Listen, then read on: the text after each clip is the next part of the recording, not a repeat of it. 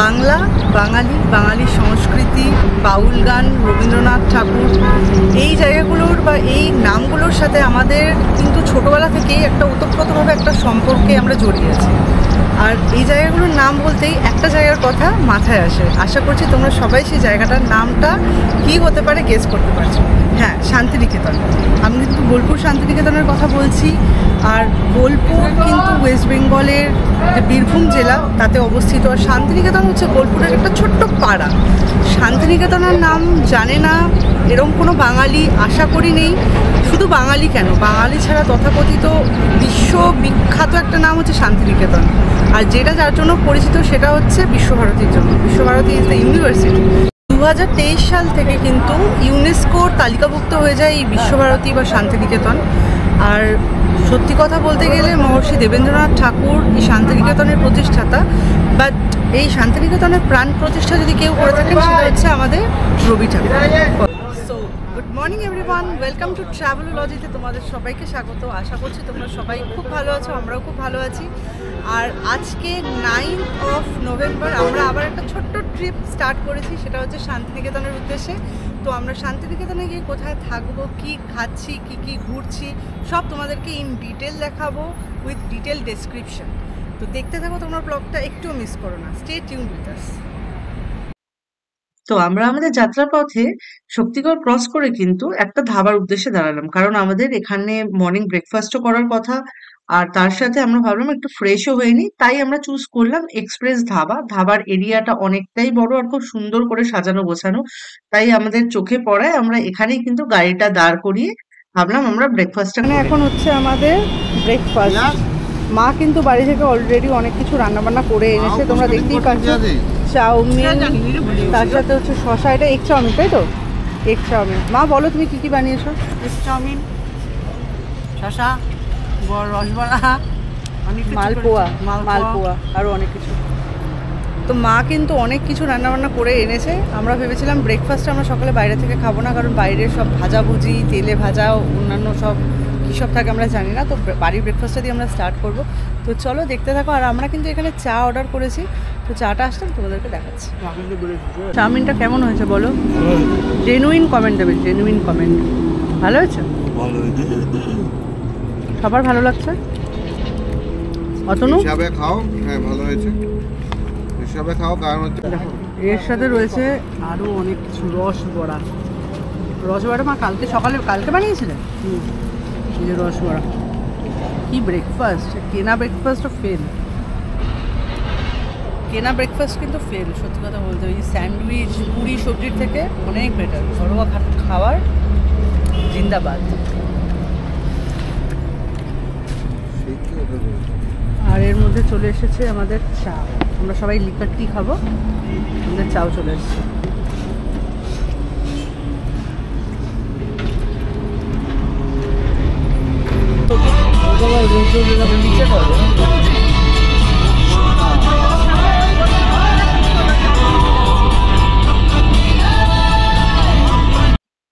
আর আমরা কিন্তু আমাদের ব্রেকফাস্ট শেষ করে আবার আমরা রওনা হয়ে গেলাম আমাদের যাত্রাপথের উদ্দেশ্যে। আর আজকের ওয়েদারটা এতটাই সুন্দর, রোদ ঝলমলে, আর রাস্তাটা যেন মনে হচ্ছে একটা বাটার মাখানো পাউরুটি, আর তার উপরে ডিমের কুসুমের মতো সূর্যটা ঝকঝক করছে। আমরা এখন তালিত, পূর্ব বর্ধমান।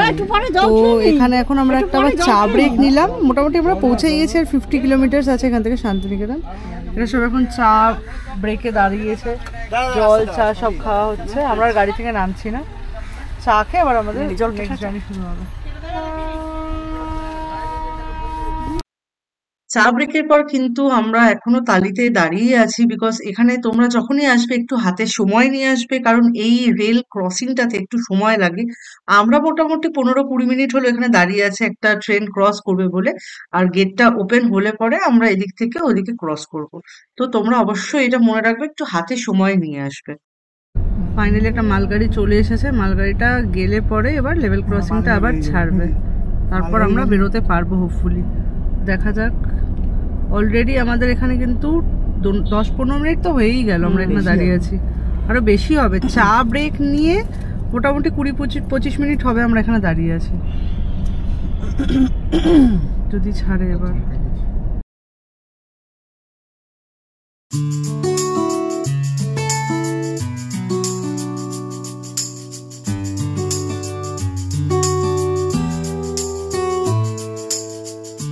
রাস্তাটা কিন্তু ভারী সুন্দর, দুদিকে সবুজের হাতছানি আর তার উপরে ঠিক নীল আকাশ। আর এই মাসটা হলো নভেম্বর মাস, তো হালকা একটা শীতের আমেজও রয়েছে, তার সাথে চকচকে ঝকঝকে একটা দিন। ভারী সুন্দর, মনে হচ্ছিল রাস্তাটা যেন কখনো শেষই না হয়, যেন আমরা চলতেই থাকি। বাট সেটা তো সম্ভব নয়, আমাদেরকে আমাদের ডেস্টিনেশনের উদ্দেশ্যে, যার উদ্দেশ্যে আমরা বেরিয়েছি সেই ডেস্টিনেশন আমাদের পৌঁছাতেই হবে। তোমরা ভিডিওটা দেখতে থাকো অ্যান্ড এনজয় করতে থাকো। আমরা অলমোস্ট পৌঁছে গেছি। এখন আর আমাদের যে রিসর্টটা আমরা যাব বা যেই হোমস্টেতে যাব তার ডিস্টেন্স এখন দেখাচ্ছে 9.4 কিলোমিটার, মানে অলমোস্ট আমরা পৌঁছে গেছি। এখন আমরা যাচ্ছি হচ্ছে এই দিকটা দিয়ে, শ্রীনিকেতন সুরুল রোড দিয়ে যাচ্ছি।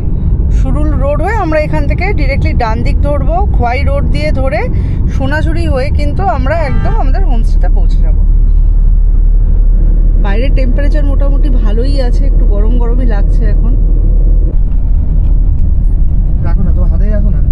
আমরা কিন্তু ফাইনালি পৌঁছে গেছি সোনাঝুরি। এখন যে সোনাঝুরির যে জঙ্গলটা আছে সেটা দিয়ে আমরা যাচ্ছি। এই দেখো, তোমরা দেখো, এটা হচ্ছে সোনাঝুরির জঙ্গলে কিন্তু আমরা ঢুকে গেছি। সোনাঝুরি হাটটা এর ভেতরেই সামনেই আছে, আর আমরা কিন্তু যেখানে থাকবো সেটা সোনাঝুরির মধ্যেই। আমাদের হোমস্টেটা একদম সোনাঝুরির মধ্যেই আছে। এই যে দেখো,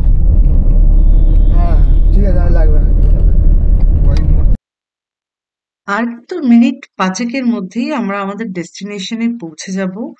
আমরা এখন সোনাঝুরির মধ্যে দিয়েই যাচ্ছি, আর এখান থেকে আমাদের হোমস্টেটা বা চিরসখা হোমস্টে যেখানে আমরা থাকবো সেটা মাত্র 5 থেকে 7 মিনিটের ডিস্টেন্স, মানে সেটা গাড়িতে। কি দেখতে পাচ্ছ তোমরা গাড়ির কাছ দিয়ে বাঁদিকে?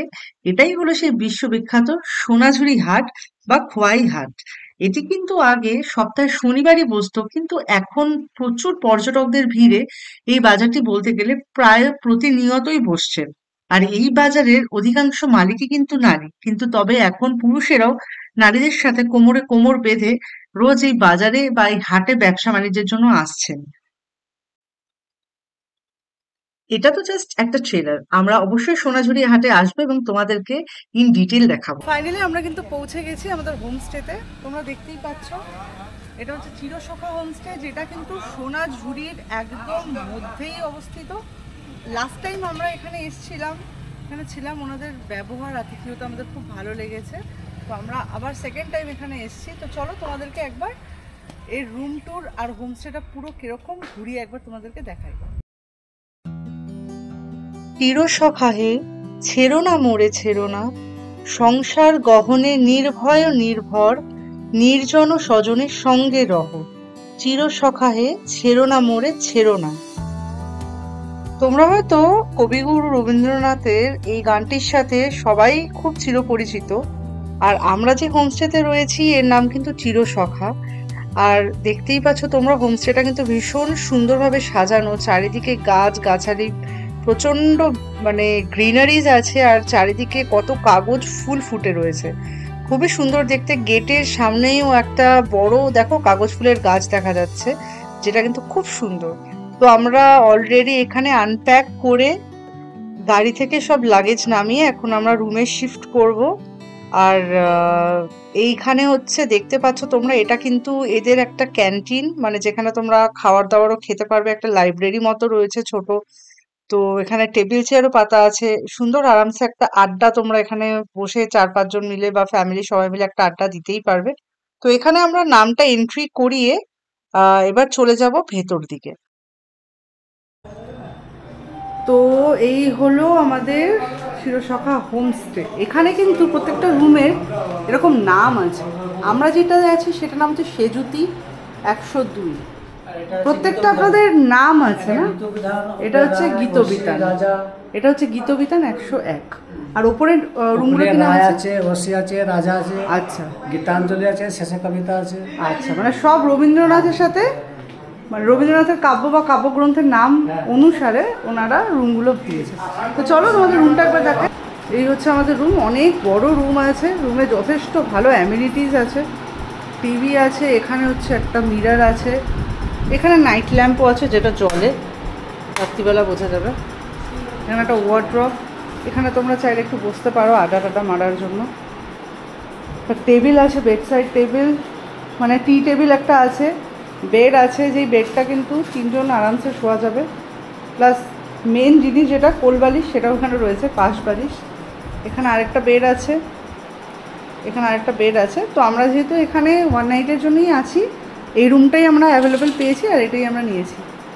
প্রত্যেকটা রুমে কিন্তু এরকম দেখো পাটি জাতীয় মানে মাদুরের কার্টেন করা, যেটা কিন্তু খুব ইউনিক। মানে এই জিনিসটা আমার খুব ভালো লেগেছে, এই ইউনিকনেস ব্যাপারটা খুব সুন্দর। একটা মানে ছোঁয়া আছে ওরকম, ঐতিহ্যের ছোঁয়া যাকে বলে। আর যথেষ্ট স্পেশিয়াস রুম, যথেষ্ট বড় রুম। এখানে স্টোরেজ অনেক কিছু আছে, যদিও এগুলো আমাদের দরকার পড়বে না। আর চলো তোমাদের ওয়াশরুমটা দেখাই। এটা হচ্ছে ওয়াশরুম, বেশ পরিষ্কার পরিচ্ছন্ন, শাওয়ার আছে, সব আছে। আর রুমটা ওয়ান থিং ইজ খুব ঠান্ডা, যথেষ্ট ঠান্ডা। আর পরিষ্কার পরিচ্ছন্ন মারাত্মক, খুব পরিষ্কার পরিচ্ছন্ন। মানে রুমের ফ্লোর থেকে শুরু করে প্রত্যেকটা সোফার কভার টভার ভীষণ পরিষ্কার পরিচ্ছন্ন। তো এবার কিন্তু আমরা ফ্রেশ ট্রেশ হয়ে নিয়ে আমরা স্নান করেই এসেছি, মা ওরা ভাই ওরা সব স্নান করে তারপরে আমরা খেতে বেরোবো, লাঞ্চে যাব। কোথায় যাচ্ছি লাঞ্চে সেটাও তোমাদেরকে দেখাবো। সবাই এখন ফ্রেশ হয়ে নিই, তারপরে আমরা আবার বেরোবো। চলো দেখতে থাকো। তো ফাইনালি আমরা কিন্তু একটু ফ্রেশ হয়ে নিলাম সবাই। আমি ভেবেছিলাম আরও হবো না, বাট আমিও একটু ফ্রেশ হয়ে নিলাম, কারণ অনেকটা জার্নি করে এসেছি। তো ফ্রেশ হয়ে এখন আমরা চলে যাচ্ছি আমাদের লাঞ্চ করতে। লাঞ্চটা আমরা প্ল্যান করছি সোনাঝুরিতেই করব। কোথায় করব, তার অ্যাম্বিয়েন্স কীরকম, খাবার দাবার কোয়ালিটি কীরকম, সব তোমাদের দেখাবো। তো চলো এখন আমরা বেরিয়ে পড়েছি, যাওয়া যাক। আছে অবশ্য। আমরা কিন্তু ফাইনালি বেরিয়ে পড়েছি, একটা টোটো নিয়ে নিয়েছি। এখন আমরা যাচ্ছি সোনাঝুরির দিকে। আর আমরা আমাদের যে হোমস্টেতে গেলাম, হোমস্টে থেকে আমরা ডিসাইড করলাম যে সোনাঝুরিতে আমরা কোথায় লাঞ্চে যেতে পারবো। তো আমার ভাই বললো যে রামশ্যাম যে রেস্টুরেন্ট আছে, ওদের নাকি খাওয়ার দাওয়ার খুব ভালো আর খুব ফেমাস একটা রেস্টুরেন্ট। তো আমরা ডিসাইড করলাম ওখানে গিয়ে আমাদের লাঞ্চটা করবো। তো আমরা এখন টোটো নিয়ে কিন্তু সোনাঝুরিতে অলমোস্ট পৌঁছে গেছি। ফার্স্টে আমরা লাঞ্চ করব, লাঞ্চ করে এসে তারপর আমরা সোনাঝুরি মার্কেটটা ঘুরবো, সোনাঝুরি হাটটা দেখে ওটা যদি কিছু কেনাকাটার থাকে সেটা করে তারপরে আবার ডিসাইড করবো যে নেক্সট প্ল্যান আমরা কোথায় যাবো। তো দেখতে থাকো, সঙ্গে থাকো। মা বাবা সবাই ফ্রেশ ট্রেশ হয়ে গেছে, অতনু আর ফ্রেশ হয়নি, অলরেডি বাড়ি থেকে স্নান করেছিলাম।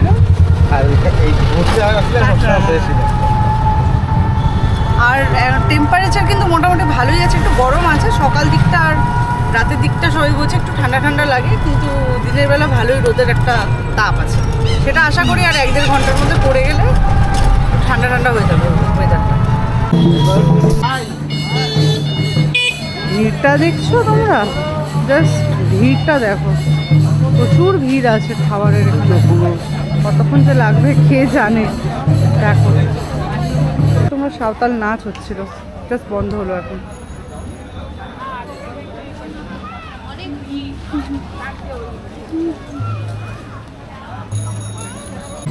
আমরা বিলিং তো করিয়ে নিলাম, এখান থেকে খাবার দাবারও অর্ডার করে দিয়েছি আমরা। আমরা জানি না কতক্ষণ টাইম লাগবে, ওরা তো বলছে 15-20 মিনিটের মধ্যে হয়ে যাবে। তো দেখা যাক, আমরা অলরেডি বিল করে নিয়েছি, এবার দেখা যাক। আমরা একটু সোনাঝুরি দিকটা এখানে আছি ততক্ষণ, তারপর আবার নাম্বারটা ওয়াইজ ওরা ডাকলে পরে আমরা চলে যাবো। তুমি কি কেনাকাটা শুরু করে দিলে? বাহ, চাদরটা খুব সুন্দর, কটন আছে। সোনাঝুরি হাটে এসে সাঁওতাল নাচ না দেখলে কিন্তু সোনাঝুরি হাট ঘোরাটা বা শান্তিনিকেতন ঘোরাটা পুরোটাই অসম্পূর্ণ রয়ে যায়। তাই এটা কিন্তু তোমরা অবশ্যই করো। আর সোনাঝুরিতে যাওয়া মানে তোমরা দেখতেই পারবে যে সাঁওতাল নাচ হচ্ছে, তো সেটা অবশ্যই অ্যাটেন্ড করো। তোমরা তোমাদের ফ্যামিলির লোকজনদেরকেও এর মধ্যে ইনভলভ করতে পারো, আর ফটো ভিডিওও করতে পারো, রিলসও বানাতে পারো।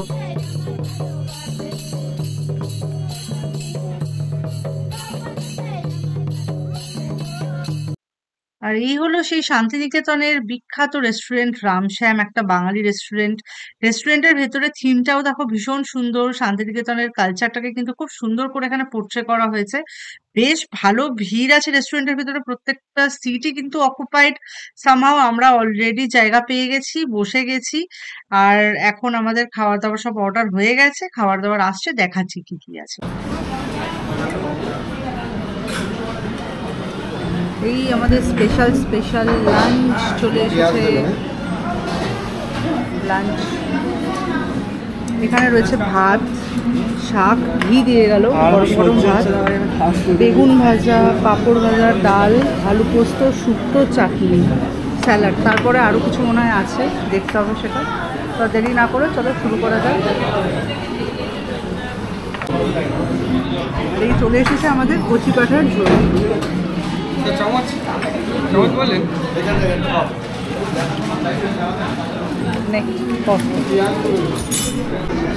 আর সব থেকে বড় কথা, এখানে শেষ পাতে কিন্তু পায়েসও দিয়ে গেছে, এক থালা পায়েস। কেমন? খুব ভালো। কেমন? কেমন? খুব সুন্দর। মা তো পুরো মায়ের প্রিয় খাবার দাবার পেয়ে গেছে। খাওয়ার এক ঘর। আমি এখান থেকে বেরিয়ে আরও তোমাদেরকে ভালো করে একটা রিভিউ দেবো। সোনাঝুরি মার্কেটের ভিড়টা জাস্ট খালি দেখো তোমরা, ভালো ভিড় আছে আজকে, শনিবার না।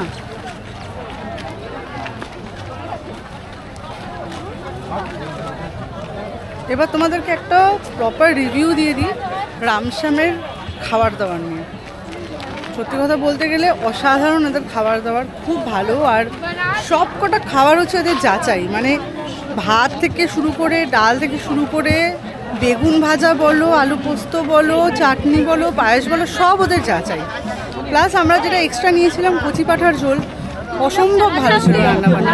তার সাথে পায়েস দিয়েছিল, খুবই ভালো খাবার দাবার ছিল। মানে খাওয়া দাওয়া নিয়ে কোনো মানে কোনো রকমের কোনো কথাই হবে না, খাবার দাবার খুব ভালো ছিল, in a very reasonable rate. তো আমরা কিন্তু এখন চলে এসেছি শান্তিনিকেতনের যে মেন প্রাণকেন্দ্র সেই জায়গাটাতে। এই হচ্ছে সেই বট গাছ তোমরা দেখতে পাচ্ছ, যেখানে রবীন্দ্রনাথ কিন্তু একসময় কাব্যচর্চা করতেন বসে। এই হচ্ছে সেই বিখ্যাত বটবৃক্ষ। এখানে লাইট কিন্তু জ্বালা। আমরা কিন্তু এখন চলে এসেছি বিশ্বভারতীর ঠিক ক্যাম্পাসের মধ্যে, যেটা অ্যাকচুয়ালি শান্তিনিকেতনের প্রাণ কেন্দ্র, ঠিক সেই জায়গাটাতে। আর আমি ঠিক দাঁড়িয়ে আছি এখন আনন্দ পাঠশালার সামনেটা। এখন যেহেতু একটু অন্ধকার হয়ে যাচ্ছে, তো সেই জন্য হয়তো এখনো সেরকমভাবে আলোটা হয়নি। ভিডিওতে কতটা ক্যাপচার করছে আমি ঠিক বলতে পারবো না। বাট এটা হচ্ছে আনন্দ পাঠশালা, এটা এখন বন্ধ আছে, বাট এটা কিন্তু খুলে দেওয়া হয়, এখানে স্টুডেন্টরা ভিতরে পড়াশোনা করে।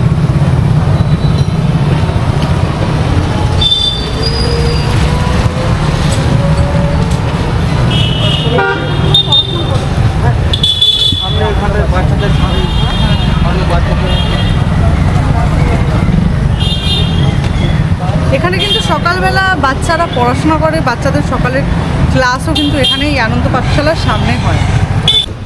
আমরা এখন দাঁড়িয়ে আছি হচ্ছে দেহুরি বাড়ির সামনে।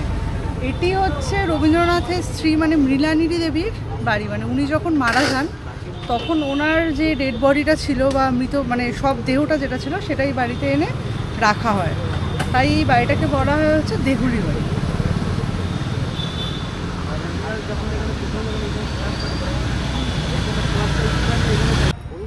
আর আমরা কিন্তু এখন দাঁড়িয়ে আছি হচ্ছে ঠিক তালধ্বজের সামনে। এই যে পেছনে গোলাকৃতি বাড়িটা দেখছো, ওর পেছনে একটা খুব সুন্দর শেপের একটা ধ্বজা শেপের কিন্তু একটা তাল গাছ রয়েছে।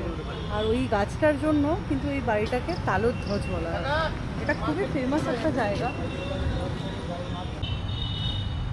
আমি কিন্তু এখন ঠিক দাঁড়িয়ে আছি যেটা কাজঘর বা উপাসনা গৃহ যেটাকে বলা হয় বা ব্রাহ্ম মন্দির, ঠিক তার সামনের দিকটাতে। তোমরা দেখতেই পাচ্ছ জায়গাটা একটু অন্ধকার আছে, তাই হয়তো ক্যামেরাতে অতটা ভালো ক্যাপচার হবে না। আর এই মন্দিরটা কিন্তু তৈরি করা হয় 1892, মানে যেটা আমাদের 1892 সাল আমরা বলি। 1892 সালে মন্দিরটা তৈরি করা হয়। মহর্ষি দেবেন্দ্রনাথ ঠাকুরের পুত্র তৈরি করেছিলেন এই মন্দিরটা। তারপর থেকে প্রত্যেক বুধবার ওনাদের এখানে প্রেয়ার্স হতো, মানে ব্রাহ্ম মন্দিরের প্রেয়ার হতো। সেই জন্য এই জায়গাটাকে কিন্তু কাজঘর বা ব্রাহ্ম মন্দির বলা হয়।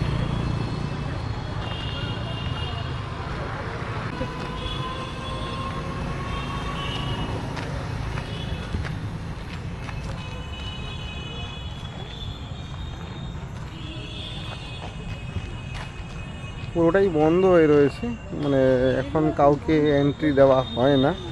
ম্যাক্সিমাম অফ দ্য এন্ট্রেন্সই সব বন্ধ করে দিয়েছে এখন এই এরিয়াগুলোতে। সো আমরা বাইরের থেকেই এখন দেখাচ্ছি, কিন্তু কতটা আমরা ক্যামেরায় ক্যাপচার করতে পারছি। আপনারা সাথে থাকুন, দেখতে থাকুন ট্রাভেলজি।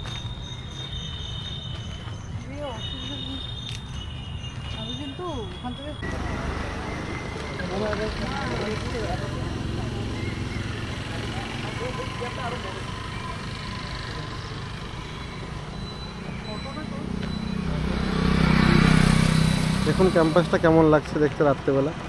অনেকে তো দিনের বেলা দেখিয়েছে, আমরা আজ বিকেলে ঘুরে দেখাচ্ছি আপনাদেরকে শান্তিনিকেতন।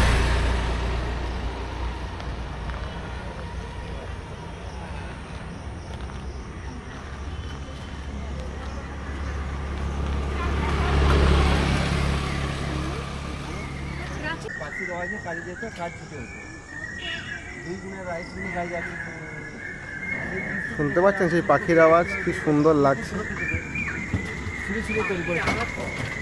এই পাখির আওয়াজটা দিনের বেলা কতটা পাওয়া যায় জানি না, কিন্তু বিকেলবেলা সেই আওয়াজটা পাওয়া যাচ্ছে। এটা অমর্ত্য সেনের বাড়ি।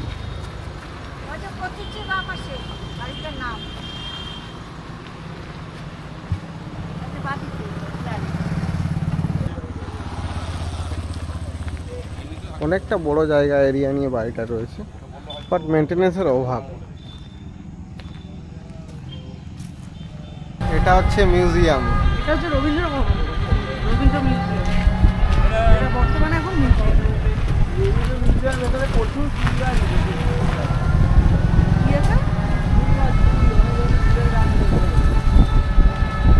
দেখুন রাত্রিবেলা শান্তিনিকেতন কেমন লাগে।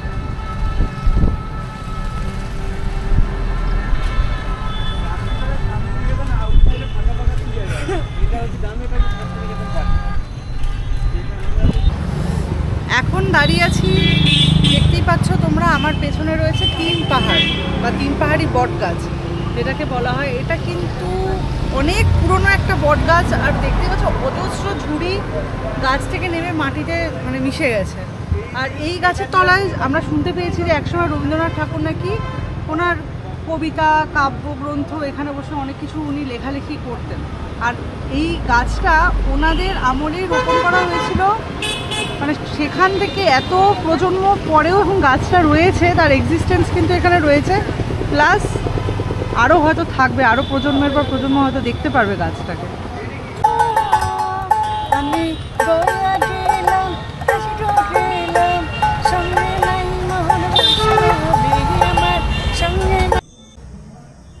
তো ফাইনালি আমরা কিন্তু ব্যাক করে গেলাম আমাদের হোমস্টেতে। আর দেখতেই পাচ্ছ এই হচ্ছে আমাদের রাতের চিরসখা হোমস্টে।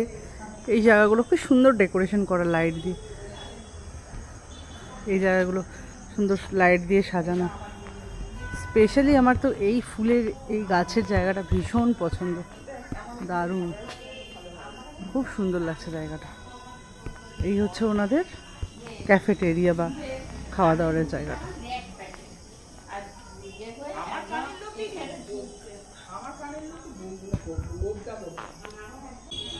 তো ফাইনালি আমরা কিন্তু আমাদের সারা দিনের প্ল্যান কমপ্লিট করে, ট্যুর কমপ্লিট করে এসে পৌঁছালাম আমাদের হোমস্টেতে।